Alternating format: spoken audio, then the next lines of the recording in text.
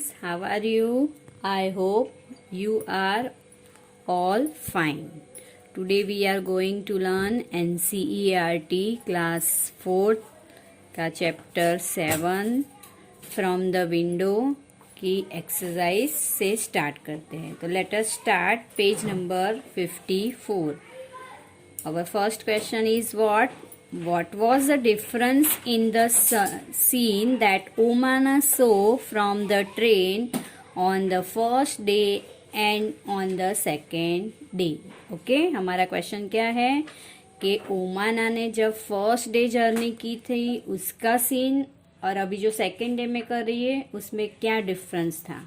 तो डिफरेंस तो था ही बच्चों, हमने देखा था ना कि फर्स्ट डे तो क्या था, सभी फील्ड क्या थे, ड्राई एंड ब्राउन. और सेकेंड डे क्या था, फील्ड क्या था, विथ रेड सॉइल और हिल कवर्ड विथ ट्रीज. तो answer, on the first day of journey Omana saw the fields were dry and brown, but on the second day of her journey she saw filled with red soil and hills covered with tree. Now page number 55. Our next question is, Omana shows many kinds of vehicles at the level crossing. Which of them run on the diesel or petrol? Level crossing पे आपने देखा था कि ओमाना ने बहुत सारे vehicle देखे थे. तो कौन से व्हीकल्स रन करते डीजल और पेट्रोल से? तो buses, cars, trucks, auto rickshaw, motorcycles and scooter run on diesel और petrol. Next question, why was there so much smoke and noise from the vehicle at the level crossing? तो आपने देखा था level crossing पर ओमाना ने बहुत सारा notice किया था. नॉइस ओके आ रहा था व्हीकल से. क्यों आ रहा था? तो आंसर है हमारा because some people did not switch off the engine of their vehicles even while waiting at the railway crossing. Now next question, what can we do to reduce noise of the vehicles and save petrol and diesel? Discuss. तो बच्चों ये हमें discuss करना है. Okay क्या बोला है कि अगर हमें नॉइज रिड्यूस का मतलब क्या है, नॉइज को कम करना है और हमें पेट्रोल भी सेव करना है. तो क्या करेंगे? तो हम क्या करेंगे, we should turn off the engine of our vehicle and we should stop horning of our vehicle. तो सही बात है ना, हमें इंजन टर्न ऑफ कर देना चाहिए लेवल क्रॉसिंग पे और हॉर्निंग भी नहीं करना चाहिए. Now next page number 56. Our next question is, have you seen any bridges where? Okay तो आपको क्वेश्चन पूछा है तो हम आई से आंसर देंगे. तो मैं लिख रही हूँ, I have seen many bridges while going to my grandparents home in train. आप अपना ओन आंसर भी लिख सकते हैं कि जब कब आप ब्रिजेस आपने कब और कहाँ देखा था. Okay now next, have you ever crossed a bridge where? Okay तो yes, I have crossed cement bridge while coming to school. Next question, what was the bridge built over? Answer, the bridge was built over a river. तो बच्चों आपने देखा था कि bridges कहाँ बने थे. तो ब्रिज जनरली नदी के ऊपर ही बनते हैं. Now next, what did you see below the bridge? अच्छा, बिलो द ब्रिज ओमाना ने क्या देखा था? तो I saw water and some boat below the bridge.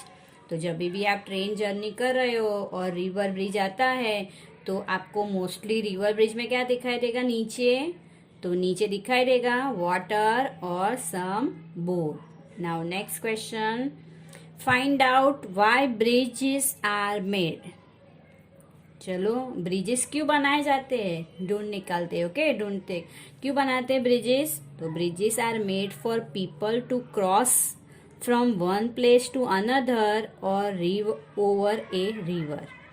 तो ब्रिजेस क्यों बनाए जाते हैं बच्चों? तो पीपल को क्रॉस करना होता है ना, एक प्लेस से दूसरी जगह जाना होता है और बीच में रिवर होती है, तो उसकी वजह से ब्रिजेस बनाने पड़ते हैं और रिवर क्रॉस करने के लिए भी ब्रिजेस बनते हैं। Now next page number 57।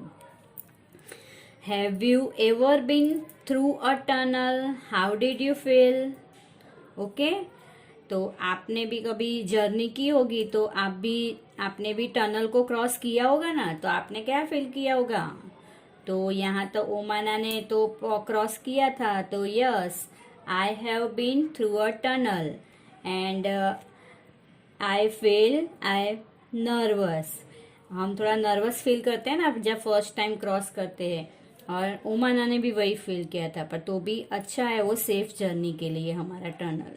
Next, the route from Goa to Kerala has a total of 2000 bridges and 92 tunnels. Why do you think there are so many bridges and tunnel? Okay, तो हमने गोवा से केरला तक का रूट देखा बच्चों ये लेसन में। तो उसमें टोटल पता है आपको कितने ब्रिजेस आते हैं रास्ते में? 2000, और टनल कितनी आती है? 92। तो आप सोच सकते हो कि इतने सारे ब्रिजेस और टनल क्यों हैं। तो आप देखो मैप में, ओके, गुजरात से आप देखोगे गोवा टू केरला, मैप में देखो तो ये बिल्कुल समंदर के नजीक है, और बिल्कुल समंदर के नजीक है इसलिए क्या है, उसके रास्ते में छोटी छोटी हिल्स और रिवर, माउंटेन, ये सब आते हैं, सी कोस्ट, इसीलिए उसको क्रॉस करने के लिए ब्रिज और टनल बनाए जाते हैं। तो in the route of Goa to Kerala the train has to pass through sea coast, many water bodies and hills, है ना। So to cross them there are so many bridges and tunnel। तो रास्ते में क्या क्या आ रहा है बच्चों, देखा ना आपने, सी कोस्ट, समंदर के नजदीक है इसलिए मैनी वाटर बॉडीज भी है, छोटे छोटे तालाब, रिवर, लेक्स एक्सेट्रा, और हिल्स भी है। सो उसको क्रॉस करने के लिए क्या बनाए जा रहे हैं? ब्रिजेस एंड टनल बनाया है। Now next page number 58। 58 पे हमारा नेक्स्ट क्वेश्चन है, which language do you speak at home? तो बच्चों ये तो आपके लिए क्वेश्चन है, तो आप घर पे कौन कौन सी लैंग्वेज मतलब भाषा, कौन कौन सी भाषा बोलते हो? जनरली जो गुजराती है वो तो गुजराती ही बोलते होगे। मैं अपनी लैंग्वेज लिख रही हूँ, आप भी अपना ओन आंसर लिखो भाई, कौन कौन सी आप लैंग्वेज घर पे बोलते हो? I speak Gujarati, Hindi and English at home. आपको भी जो जो लैंग्वेज आती है वो आप ओन आंसर लिख सकते हो यहाँ पे। Now second question, on the way from Gujarat to Kerala Omana's train went through several states of our country. Find out and list which state it crossed. तो आपने देखा ओमाना की ट्रेन जर्नी में कि वो कहाँ से जा रही है? गुजरात टू केरला। तो कौन कौन से स्टेट क्रॉस करके जा रही है वो? ओके, तो सबसे पहले तो हमारा गुजरात भी एक स्टेट है, तो नंबर पहले क्या लिखेंगे? गुजरात। गुजरात के बाद क्या आया था? महाराष्ट्र। महाराष्ट्र के बाद गोवा, और गोवा से कहाँ गई? कर्नाटका, और लास्ट में कहाँ गई? केरला। ओके, केरला वहां पहुंचती है।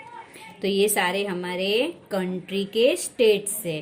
आगे जब हम एक्सरसाइज करेंगे तो स्टेट के साथ हम कि भाई गुजरात का स्टेट, महाराष्ट्र, सारे स्टेट के बारे में आपको और इन्फॉर्मेशन देने वाले हैं मैप के साथ। Now next question, did you ever have coconut water? How did you find it? Discuss. तो कोकोनट वाटर तो सबने पिया होगा, है ना, सबको कैसा लग रहा है? तो coconut water feels very sweet and refreshing, है ना। कोकोनट वाटर स्वीट होता है, और जब भी हम उसको पीते हैं तो हम क्या फील करते हैं? रिफ्रेश, है ना। तो now next, draw a coconut trees and discuss in the class about it. तो ये तो आपको नीचे आपको कोकोनट ट्री खुद ड्रॉ करना है। ओके, डिस्कस तो हमने कर लिया कोकोनट ट्री के बारे में। Now next page number 59। तो हमारा हेडिंग है find out in which states this languages are spoken. Okay, तो आपको कॉलम दिया है, एक लैंग्वेजेस और दूसरा कॉलम दिया है वेर इट इज स्पोकन। तो ब्रैकेट में है स्टेट। तो ये जो कौन कौन सी भाषा कौन कौन से स्टेट में बोली जाती है वो स्टेट का नाम हमें यहाँ लिखना है। जैसे फर्स्ट लैंग्वेज है हमारी मलयालम। तो बच्चों मलयालम लैंग्वेज कहाँ बोली जाती है? Yes, Kerala. Okay, Konkani, Konkani language कहाँ बोली जाती है? गोवा में। मराठी, मराठी लैंग्वेज महाराष्ट्र में बोली जाती है। गुजराती, ये तो सबको पता है हमारा गुजरात। कन्नड़, कन्नड़ कहाँ बोली जाती है? कर्नाटका। नाउ नेक्स्ट, तो नीचे आपको दिया है लास्ट एक्सरसाइज। लास्ट एक्सरसाइज आपको खुद को करनी है क्योंकि ये सब आंसर आपको पता ही है, ऑलरेडी आप थर्ड स्टैंडर्ड में पढ़ चुके हो। What do you call them? आप इनको कौन से नाम से बुलाओगे? मैं सिर्फ आपको एक्सप्लेन कर देती हूँ, आपको ओन आंसर लिखना है। योर मदर सिस्टर, आपकी मदर की बहन को आप क्या बोलोगे? हाँ, आपको पता ही है, आप खुद लिखोगे। योर मदर्स मदर, ये भी सबको पता है ना। योर फादर सिस्टर, पापा की बहन को क्या बुलाओगे? ओके, वो भी आपको पता है।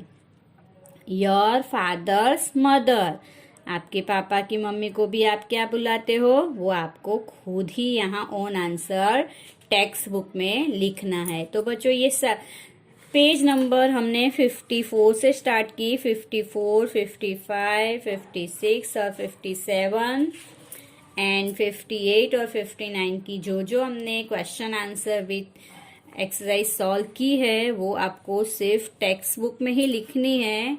और उसकी अभी मैं पीडीएफ भेज रही हूँ, उसमें से देखकर आप टेक्स्ट बुक में कॉपी कर लो।